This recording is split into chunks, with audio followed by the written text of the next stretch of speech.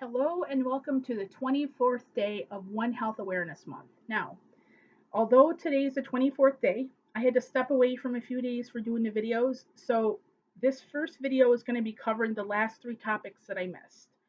So, plastics in the environment, One Health and wildlife, and the economic benefits of One Health. That would be the last 3 days I'm going to cover first. I'm going to have a video later today that covers the successes of One Health, which is the actual topic for today, the 24th day of One Health Awareness Month. Keep in mind that I'm still using that calendar. So this is that calendar that's been provided by the One Health Commission, and I'm doing that'll come out to that I'm doing the 21st, 22nd, and 23rd, and then later today I'll post for today's actual topic, One Health successes.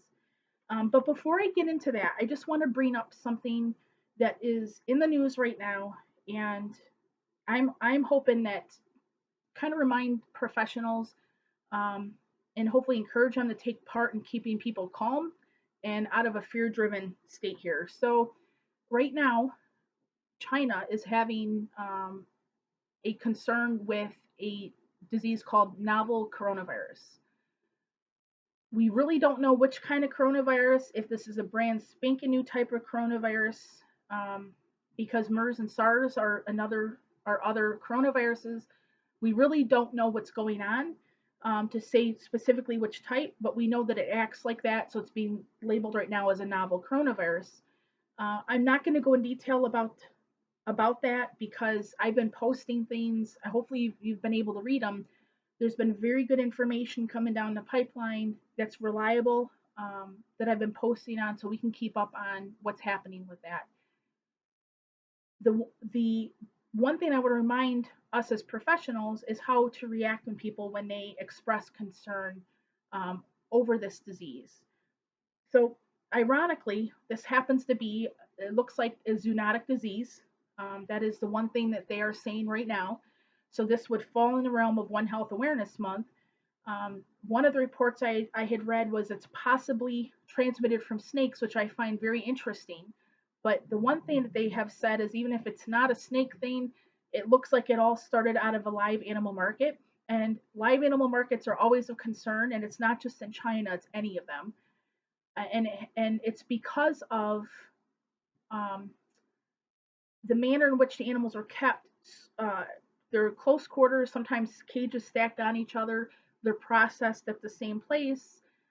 It's difficult to keep areas clean. You have people that are coming and going and walking through and around where animals are being caged and processed. So if there's anything that splashes on the people or they pick up on their shoes, they could take it off to other locations. So live animal markets are a difficult thing to keep disease in check. So it's not shocking that it came from a situation like that. But this is where I'm hoping that we're encouraging people to be calm and not to panic, especially when we're hearing the numbers that are coming out that the last I'd heard, more than 20 million people were being quarantined um, in different cities and different provinces of China. So I hope that people don't start to panic. And unfortunately, some of the reports I'm hearing out of the United States is not the case. So, as a professional, I'm hoping we keep two things in mind. One, that we don't try to downplay when someone expresses concern or try to treat them like they're unintelligent. And two, we're empowering people. We're telling people what they can do. There's very few things, even when it comes to disease transmission, there's very few diseases that we can actually say we have no control over, that we have none. Now, there are some that we have less than others, but it's usually not the case. Even when it came to diseases like Zika virus, we say, okay, make sure you're wearing some insect repellent or something that contains DEET or something similar that will help repel the mosquito. I mean, there's always something somewhere that we're able to recommend. Usually, we can honestly say thank God that there's nothing you can do. Okay, so what are you telling people that ask you, that say, I'm really concerned, I don't know what to do? Well, the first thing that I hope we're doing is we're empowering them. We can suggest places where they can continue to get information, like the Centers for Disease Control and Prevention website. Especially if the person is talking about traveling overseas, we definitely should be recommending that, even if not going to China, because the disease is popping up right now and being confirmed in other countries. So we want them aware of those alerts. So we should be sending them to the Centers for Disease Control and Prevention website. And we can also be telling them what they can do. Now, this is flu season. So we should be recommending right now for people to do things like washing your hands, try not to touch your face. Um, if you believe there's going to be a situation where you cannot not wash your hands, then bring with you hand sanitizer that you can do until that doesn't replace hand washing, but until you can wash your hands. So there's things we can recommend. Your child's sick, don't send them to school. But like I said, these are all things we'd be recommending anyway. This isn't something because of this, but we should be reminding people in light of this. Okay. So that second thing we can do, the worst thing we can do, is to treat people like they're stupid if they have the concern. I can say, boy, it was a number of years ago. I was sick. I wasn't feeling well. It seemed to come on really quick. And at that same time, I found out the peanut butter I had been eating was recalled. Okay, it just happened to fall at the same time. And like I said, I had gotten sick and it came on really quick. Now, it's not that I necessarily thought I had it, but I felt like I really needed to hear some reassurance that I don't or probably don't. That would have been enough for me. So I went to make an appointment with my doctor. I couldn't. I couldn't get in for seemed like it was at least a few weeks. So I thought, well, the next step would be an urgent care. In my rural area, that's instead of the emergency room, of course, I did not look at it as emergency room material, but that would be the next step up. So when I expressed um, my concern, and I said, but I was just more asking questions about what I would watch for. Is this something I should be concerned with? The doctor treated me like I was stupid. He had totally downplayed and made a comment of, oh, we'd never have something like that here, even though my peanut butter had been recalled. When that doctor said that, it made me mad. Um, and for a couple of reasons. One, didn't like being treated like I was stupid.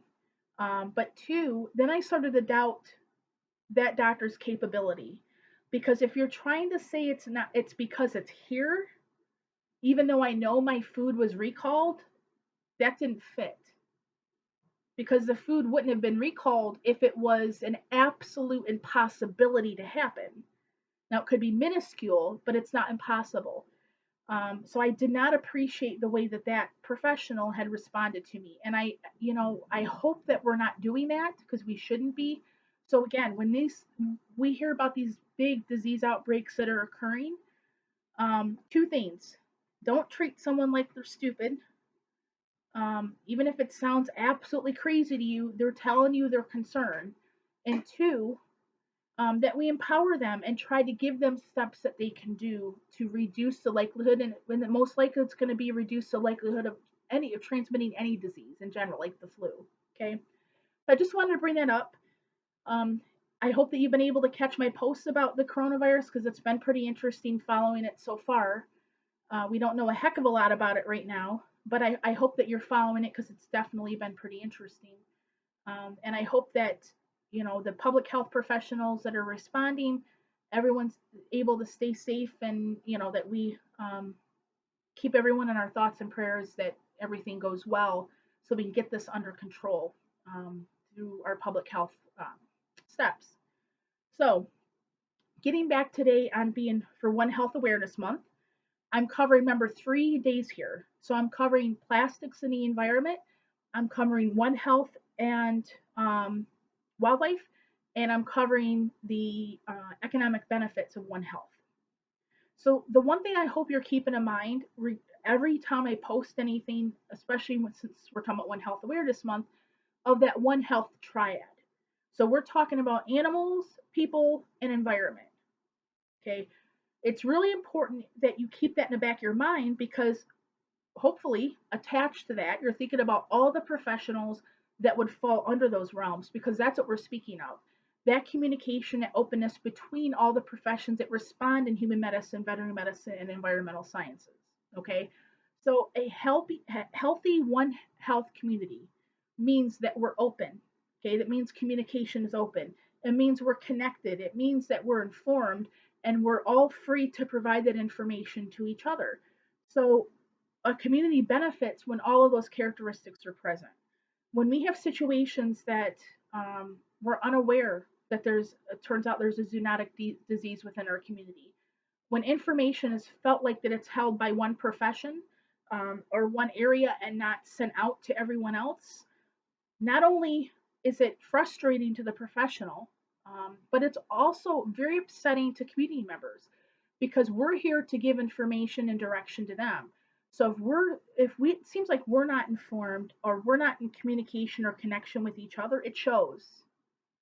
It absolutely shows because none of us know everything. And if we're not able to even point them a direction, and if our attitude is, well, I don't know, instead of, oh, I know, call your public health professional. So call your health department.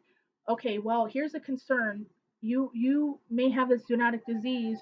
You need to send you need to take your pet to your veterinarian. If it looks like we're not all connected with each other, then our communities suffer for that, unfortunately.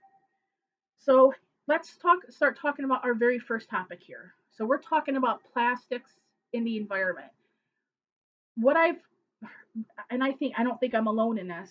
What we've all been hearing about a lot, rightfully so, is the amount of plastic litter that is being found all over the world in very even it seems like remote locations.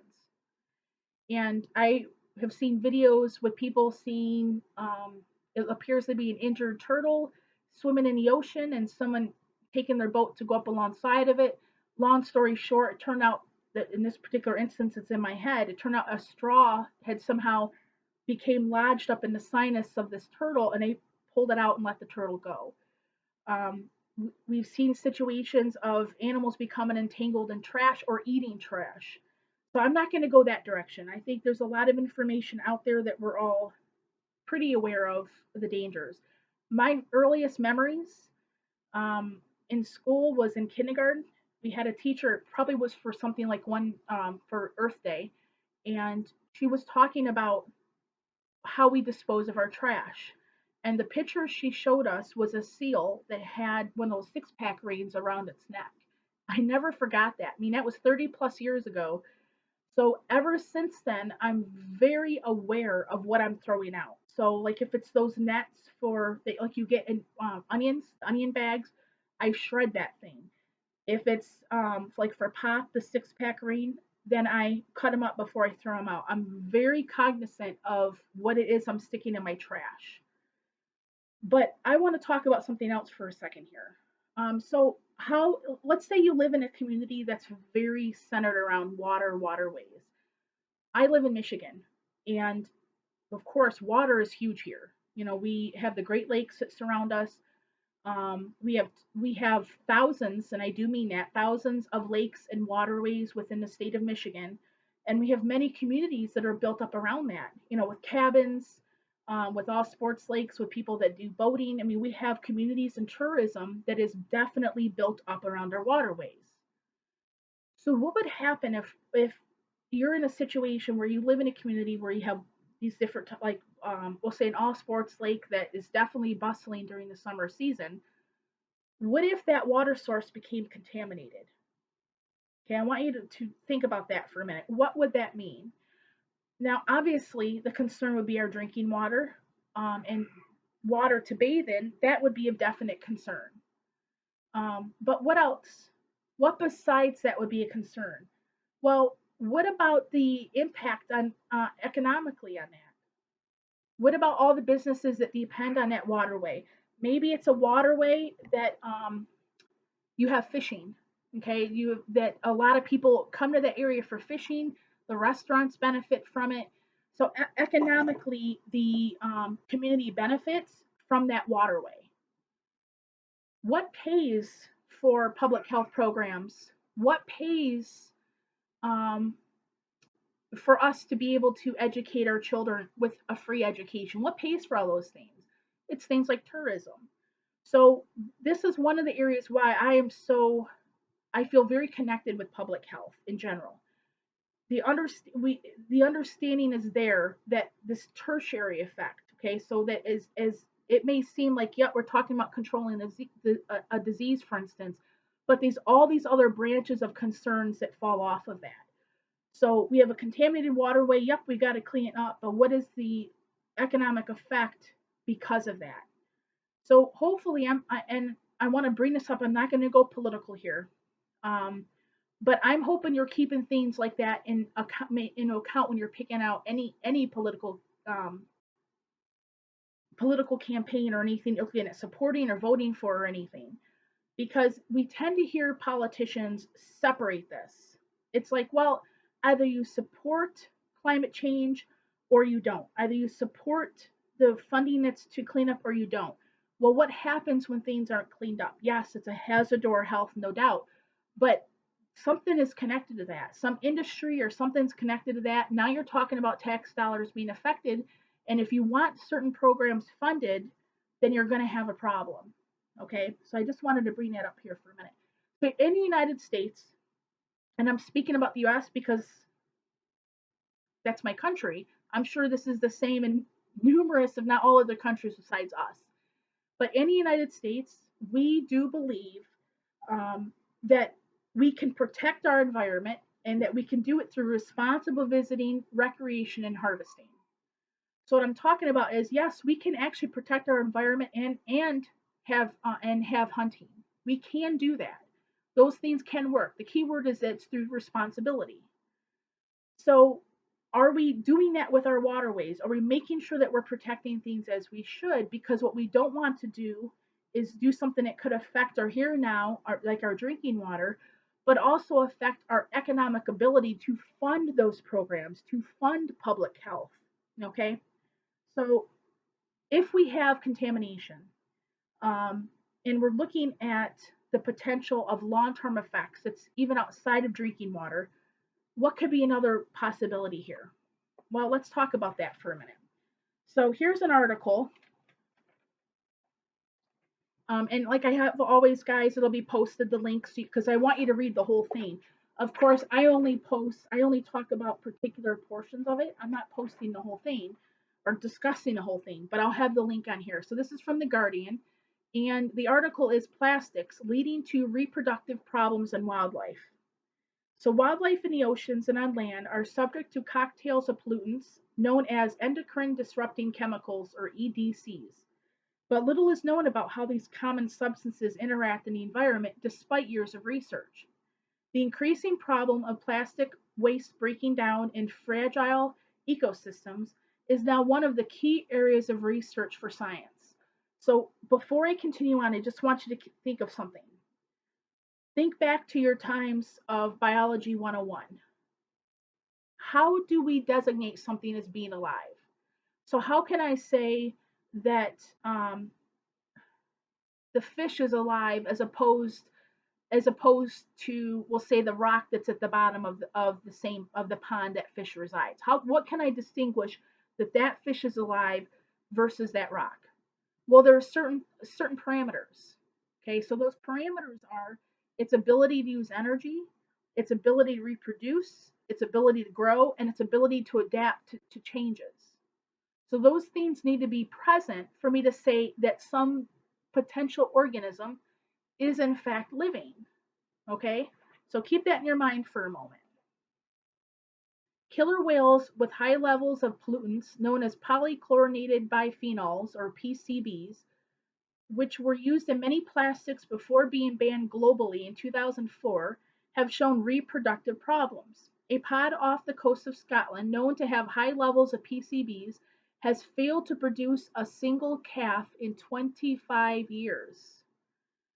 One washed up orca, given the name Lulu by researchers, was found to have 957 milligrams per kilogram of PCBs accumulated in lipid tissue, a level 100 times above the threshold of toxicity. Though of reproductive age, Lulu was found to have failed to calve. So here we have a situation where it's not the plastic themselves, it's when they break down, it's the chemical that comes from them has polluted this particular area of body of water, and the thought is this pod of orcas, of killer whales, has not produced a single calf in 25 years.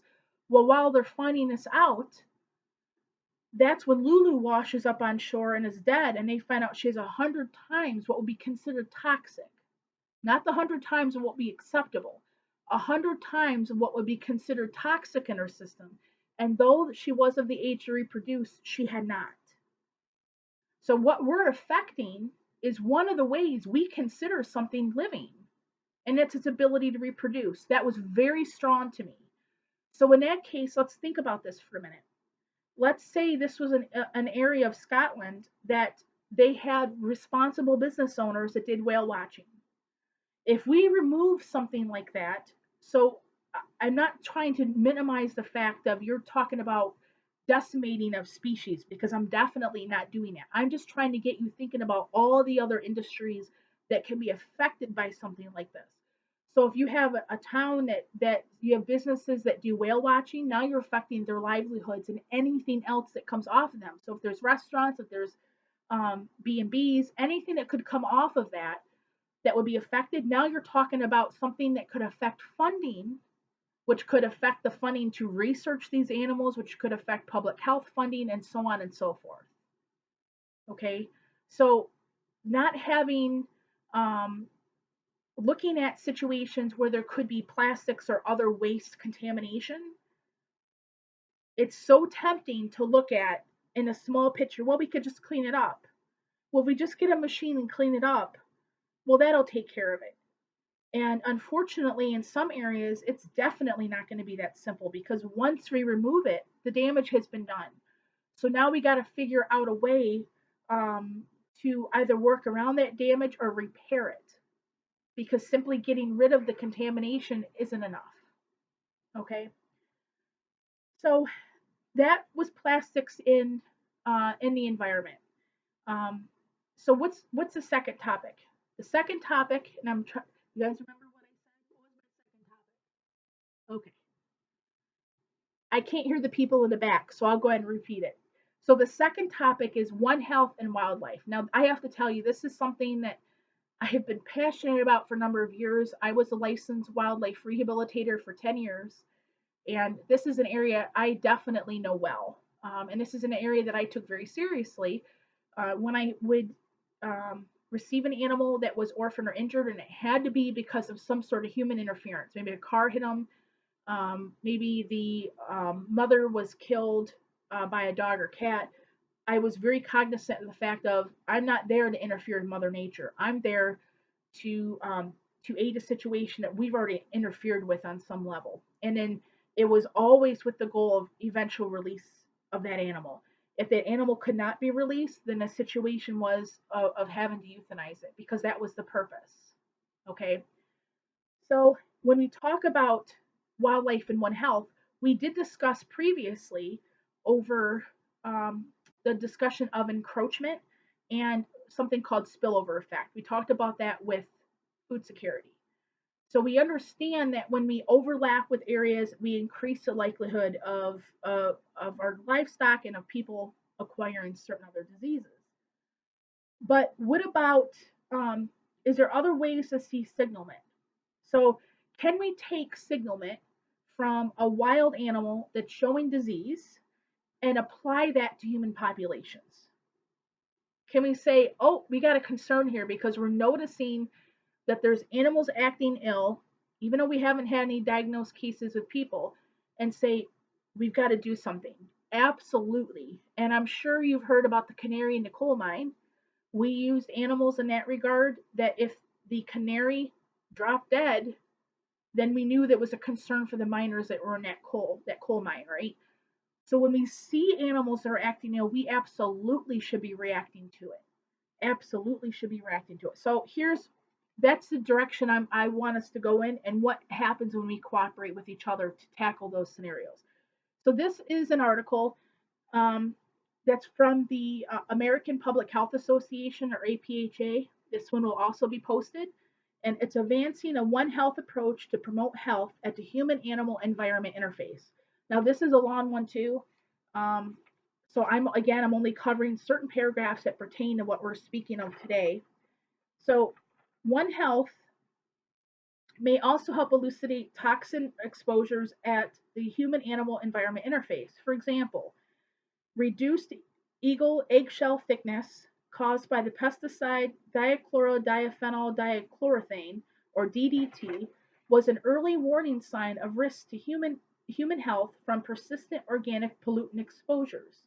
Some communities may be disproportionately at risk, including rural subsistence communities dependent on wildlife for food security, which potentially face heightened risk of exposure to pathogens and or pollutants, example heavy metals. A 2008 study conducted by the CDC, that's the Centers for Disease Control and Prevention, detected heightened blood levels among hunters in North Dakota consuming wild game shot with lead bullets. Other community members may also be exposed to lead through distribution of venison at food pantries, given its importance as a protein source in that state. Now, we talked about that on some level.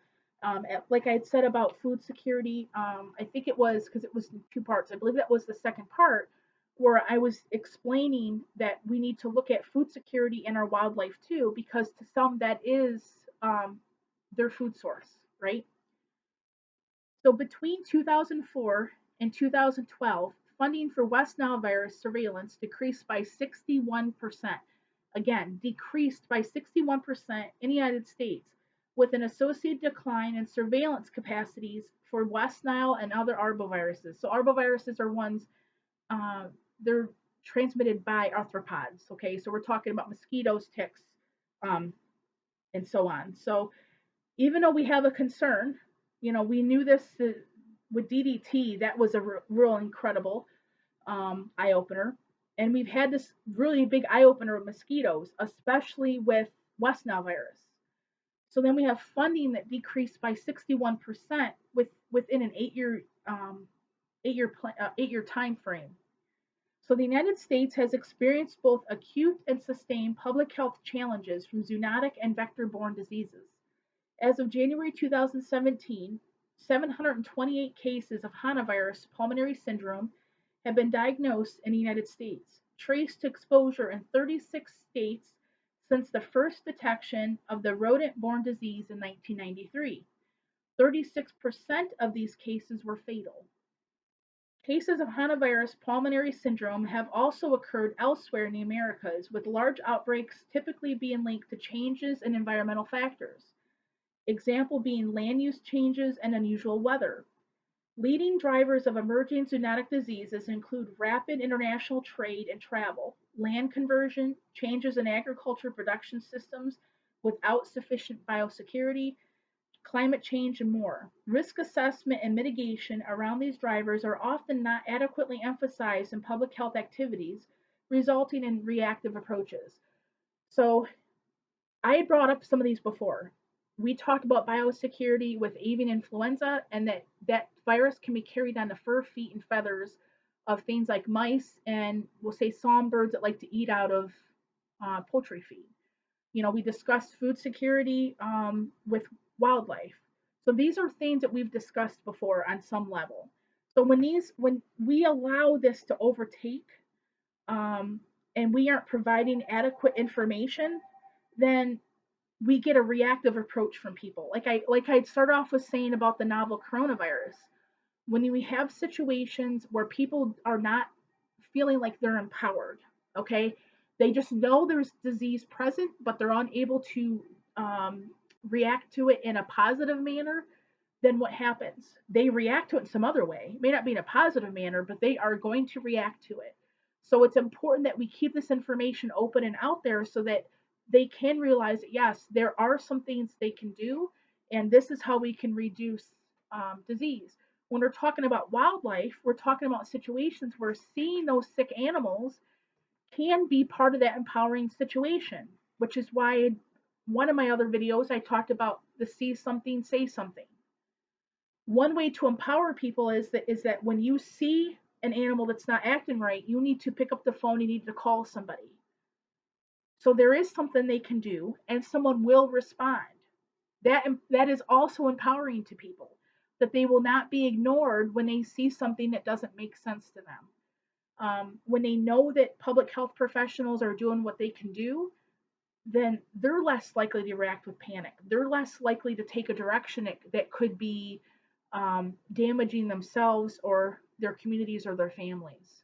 Okay, so when we talk about with wildlife, when I was a licensed wildlife rehabilitator, and when I would get an animal, even if it was for a situation, let's say it was hit by a car, the animal wasn't ill, or acting ill, but they were hit by a car. I would make sure I informed the person of the potential diseases those animals can carry, along with it was a regular full size sheet that talked about their behavior, reasons why sometimes they're called for assistance, that people call for assistance for them for rehabbing them, diseases they can carry, and I would tell them, depending on the circumstance, whether their dog or cat found them, you should take your dog or cat in to be looked at by your vet. Allow them to tell you whether it's a concern, because I didn't know their pet's history and I'm not a vet. So I wanted them to feel like they had that relationship with their veterinarian to do that. And the same was with them about talking to their physician. There was obviously something wrong with that animal. That's why I had it.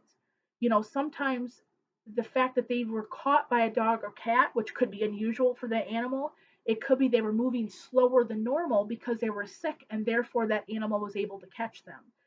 So I didn't want to act like that, even if it looks like it was injury related, that was the only cause or concern. I wanted them to feel like it was within their control to seek out a professional if they were concerned that about picking up a disease or something from those animals. Because I can also tell you this: people talk to each other, so they can seem very calm and collected in front of me, but they talk to a neighbor, and suddenly that neighbor has them all worked up to, oh, that animal can give rabies. So I'd always hand them that paper, give them the opportunity that they're hearing it from the horse's mouth, not through gossip situation or some other unprofessional circumstance. And I'm giving them an opportunity to ask me questions, and I'm telling them where they can, if it's something I can't handle, I'm telling them where they can get that information from. Okay. So again, keep that in the back of our mind as professionals of why are we doing all this? Yes, this is all interesting, and One Health, I could read about it over and over and over again, all different sources. I just find it intriguing, but I'm also doing it for professional development, that I have a better understanding too. So hopefully we think about that when we're watching like these One Health Awareness Month videos. So now think about that for a minute. Let's say it's a situation where um, a wild animal was sick. Who's involved with containing that disease? If you have not read this book, I highly recommend it. It's a wonderful book. It's Inside the Outbreaks, the Elite Medical Detectives of the Epidemic Intelligence Service. They're also called EIS. They're under the Centers for Disease Control and Prevention. This is a fantastic book. It talks about the inception of the EIS, all the different disease outbreaks that they've responded to. I mean, it's just, it's a very interesting book, and it's one that I'll go through and read. I've got so many marks and underlined stuff in here, and I'll go about, I'd say, once a year, maybe every other year at least. I'll reread it, because then there's so much information. I find out something else I didn't know about, because whatever disease it covers in here, however they responded, I'll find myself Googling it. What have we done since it's been mentioned? Because it goes back to I believe it was started in the 60s. So it goes back, or 50s, excuse me, back into 50s. So it starts at that time and goes forward to the early 2000s. So I'll think of, oh, well, what have we done with that disease since then? So again, I'll have a link like I have before so you guys can find this book. So this is in reference to the hantavirus. So if you remember from what I just read to you, that was from the APHA, they talked about the hantavirus being discovered in 1893. Well, that's in this book. And it was actually at Four Corners. So Four Corners is where New Mexico, Arizona, Utah, and Colorado come together. That's the Four Corners. And people were dying, and they could not figure out what it was. that they had different ideas that came through. Is it a toxin? Is it Legionnaires? Um, is it some reaction to influenza? They could not figure out what this was because it was killing younger people in their 20s and 30s, and they could not figure out what it was. So here's what broke the case. Um, EIS officer Ben Muneta, the grandson of a famed Navajo medicine man, worked for the local Indian Health Service.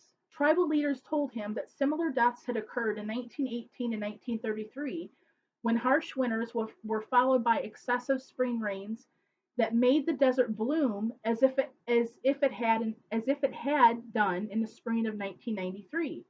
The elders linked the deaths to mice, which descended from the mountains in droves in such years, feasting on the large pine nut harvest. Well, it turned out that was true. And it turned out that absolutely the link was to these particular type of mice that were carrying a strain of that we later named um, C. nombre virus, okay, or SNV, and it actually translates into virus without a name. That was the lineage of the hantavirus we discovered it was. They're still discovering new hantaviruses today in Mexico and South America. Um, we're still finding out different strains of that, but this was diagnosed in the United States, and we still see cases of this. If you go to the CDC website, you can find out um, to date how many we've discovered. But that was how he found out. It wasn't from some fancy machine. He didn't find this out because of um, a PCR test, which does help, but the pattern was actually discussed from the tribal elders of the Navajo Nation, and the Navajo Nation was where the majority of these people were dying. That they had noted this particular pattern, and they knew it was linked. They couldn't say specifically how, which is where those other tests come in handy, but they knew there was a link between mice and the deaths of these people because they had seen a similar pattern. When we're This is the epitome of One Health, is that collaboration between multiple agencies and communities to try to figure out what is occurring, what's happening. So this relationship with the local community there ended up cracking the case that what we know of today as virus or SNV.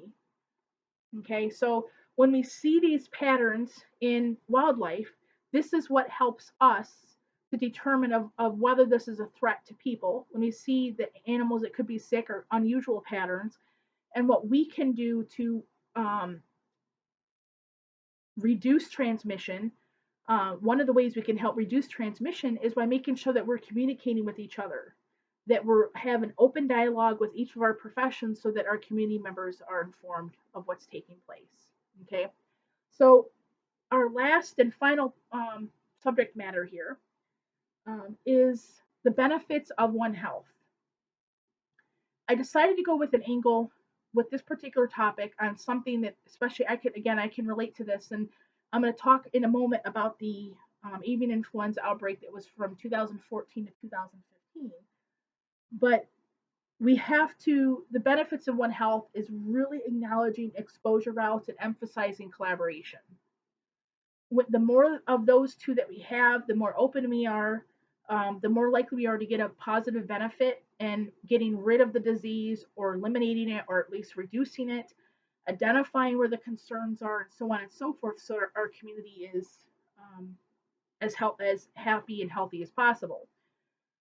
So this is another book, Food Security in a Global Economy. Again, it's a great book. I will have the link posted for it, and it's veterinary medicine and public health, but this information to be pertinent if you're in a human health as well, because parts of it are talking about things like sentinels. Okay, so animals signal something's occurring within an environment or niche. Those sentinel animals help us to determine that as well.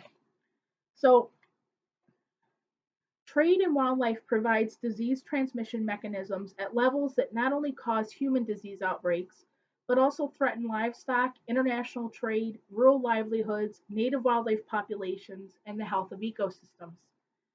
Some estimates indicate that about 40,000 live primates, 4 million live birds, 640,000 live reptiles, and 350 million live tropical fish are traded globally each year.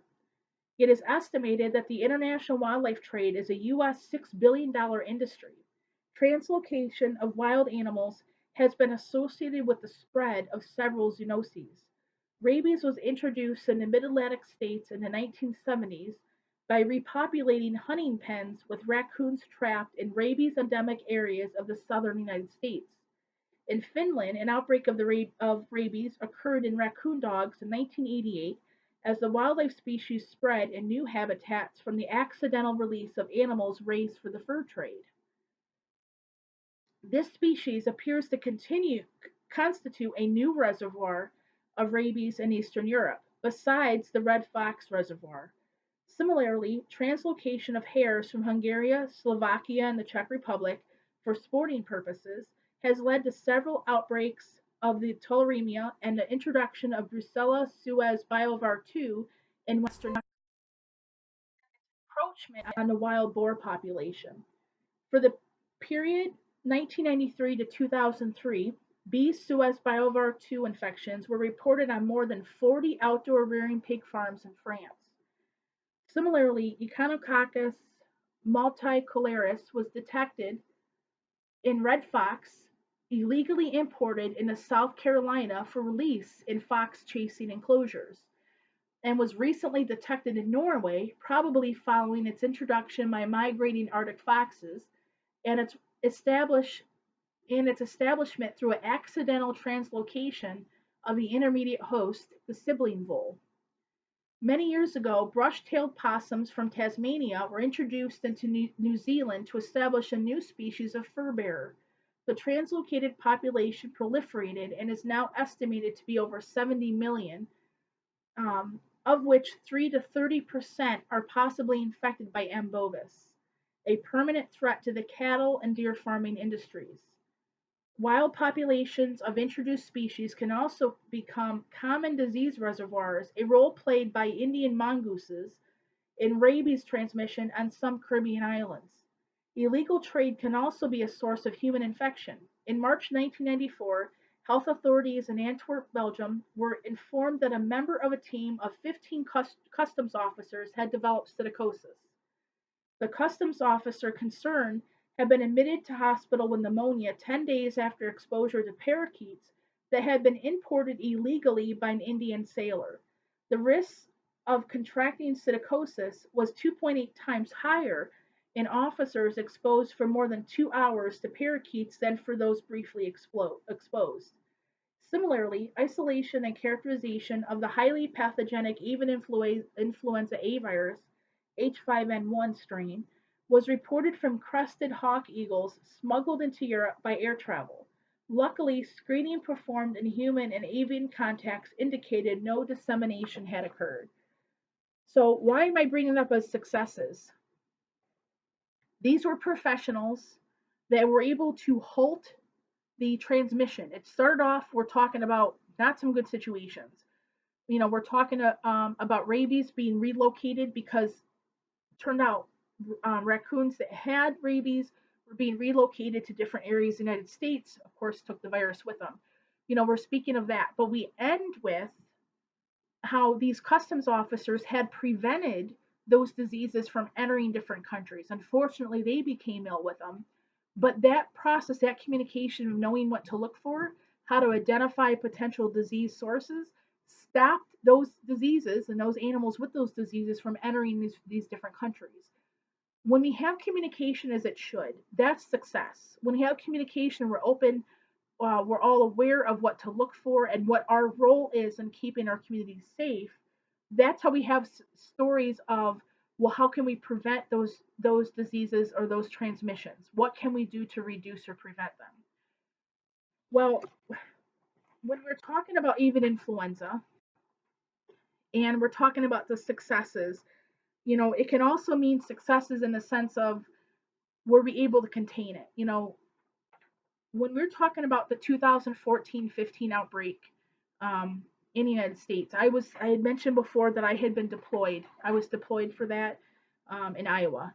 Now, it actually occurred in 22 states, more than 50 million poultry. That includes that's broilers, layers, and turkeys. So more than 50 million birds were lost during that brief period of time. So it was first discovered in December of 2014. The last cases were identified about 7 months later in June of 2015.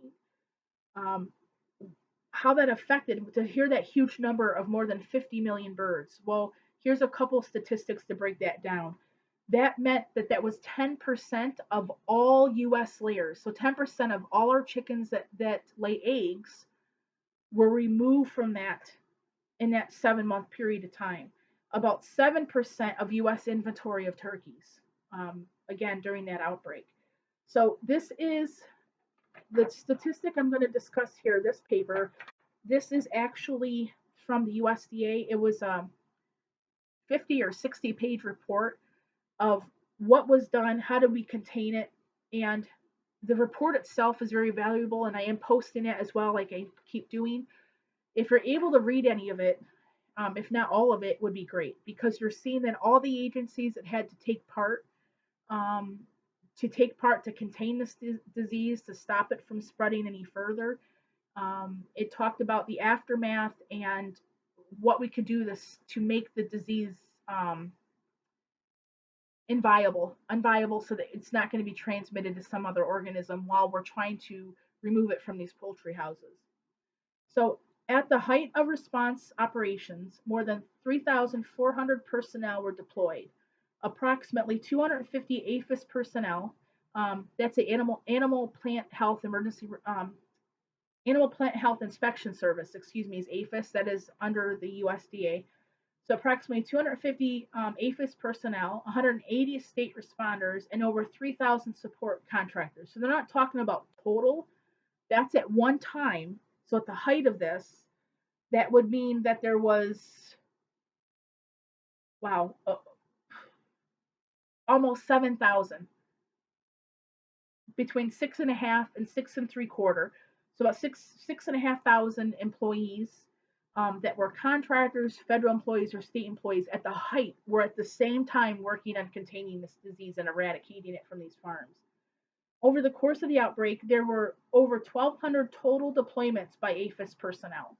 So some of these people were repeatedly deployed, but there were over 1,200 total deployments. Approximately 300 additional employees were deployed or worked at the APHIS headquarters location to support outbreak as part of the ICG. Um, so the ICG is the Incident Coordination Group. They're the ones that decide where to send people, how to respond to wherever that disease is at in that particular area. On November 18th, 2015, the United States sent a final report to the World Organization for Animal Health, or OIE. At that time, the 2014-15 outbreak in the United States was considered closed. So although it was considered technically finished in the sense of no new reportable diseases in June, it wasn't declared finished until November. And I'll tell you why in a second that would be. So the last reports were in June, but it wasn't considered closed entirely until November of that same year. Um, for the 2014-15 outbreak, nearly $850 million was obligated for response activities, including personnel support and indemnity payments. Another $100 million was made available for further preparedness activities. It was the most expensive animal health incident recorded in U.S. history. So, what I also want to comment is that we lost